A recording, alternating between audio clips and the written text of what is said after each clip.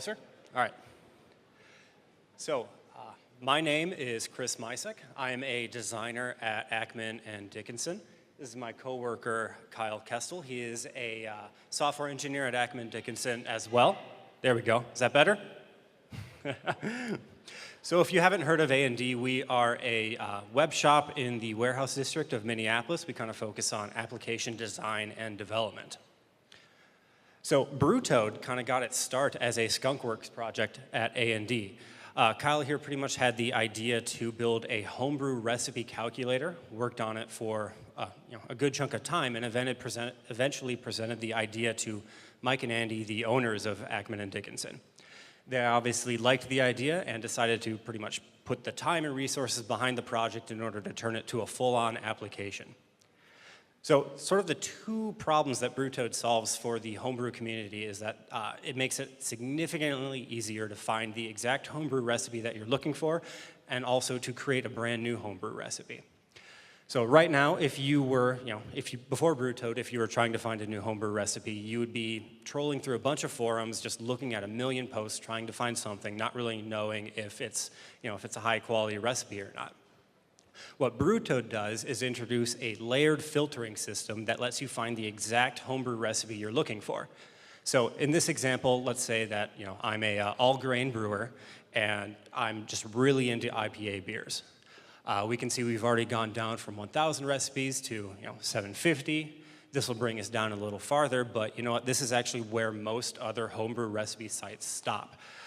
Honestly, 125 recipes, that's really too many to really browse through. So what Brewtoad does is it lets you search on specific attributes of a homebrew recipe. Let's say, for example, I want a really bitter recipe, so I'm going to choose, I'm going to set, I want recipes with a minimum of 75 IBUs. That's a measurement of bitterness for homebrewing. We can choose that, and then that still doesn't get us far down enough, so I'm going to choose a specific hop that I'm honestly absolutely in love with right now. It's a Citra hop, and this should get us down to something that's actually reasonable that we can scan and look at. All right, great. What is this? 7 recipes. So by default, these are organized by rank, and our ranking system is based on user interaction. It's designed to let the better recipes float up to the top of our list and make it so that you can find the higher quality recipes easier. For this example, honestly, I don't care about rank. Honestly, I just want to find a recipe that'll get me drunk. So I am going to switch to my table view. I'm going to sort by alcohol percentage, and oh look, we've got one at 10%. I think that actually matches one of the Lucid beers outside. So we're going to click on that Munich Imperial IPA. And what this, we're looking at a specific recipe view right now, and what this does is address another problem in that, when you're creating a recipe, you can name it whatever you want. You can say, oh, this is an IPA, or this is a blonde, this is a stout. Doesn't matter. What we do with Brewtoad is we take a look at the individual ingredients within a recipe, figure out what the stats are appropriate to that recipe, and then compare it to the style that you've labeled it as. So we can see that this actually does conform to what an Imperial IPA style is. It's labeled as very bitter, considering the amount of hops in there. That makes sense. And so at this point in time, if I wanted to go shopping for all the ingredients in this, I can pull this up on my iPad or my mobile phone, and this, the design is actually going to respond to the appropriate device, and you're going to have a nice little thing that you can pull up on your phone while you're shopping or while you're actually doing the brewing. So let's go ahead and say that I couldn't find a recipe that I wanted to brew. Kyle here is going to take us through the process for creating a new homebrew recipe. All right. Hey, everybody. Okay. I got notes. I hope that's okay. All right. So imagine trying to come up with a beer recipe from scratch, right? Questions you're almost certainly going to ask are, which ingredients should I use? How much of each ingredient should I use? And most importantly, what will the beer taste like when I'm done, right? So if you don't know what your beer is going to be like until you brew it, you're probably going to end up brewing a lot of really awful beer before you come up with a recipe that tastes good. So what we've tried to do with Brewtoad is really take the uncertainty out of creating recipes from scratch by actually emulating the brewing process in the browser. So, okay, tonight we're brewing an American Pale Ale. So the first question is, which ingredients should I use? Well, to help with this, we've fully integrated the beer judging certification program style guide. So by clicking on the name of the style, you can actually find descriptions of the style's appearance, aroma, flavor, ingredients, history, and more.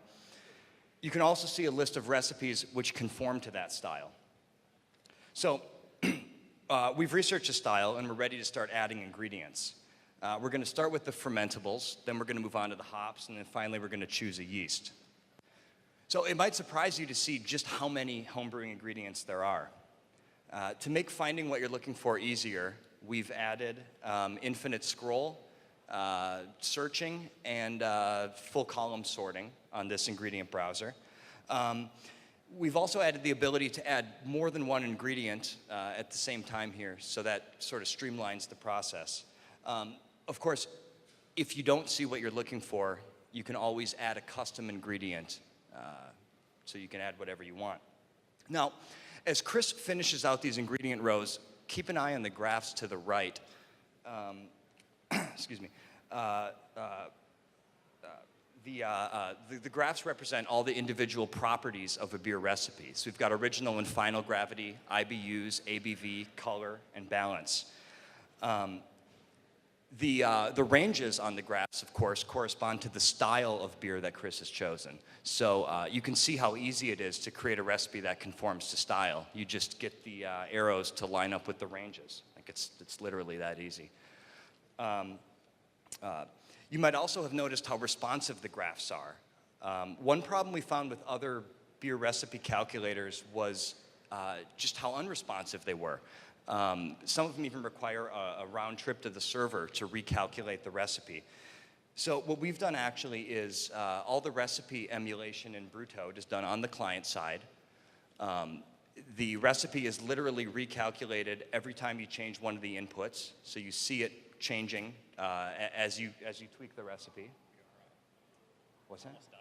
We're almost done? Okay.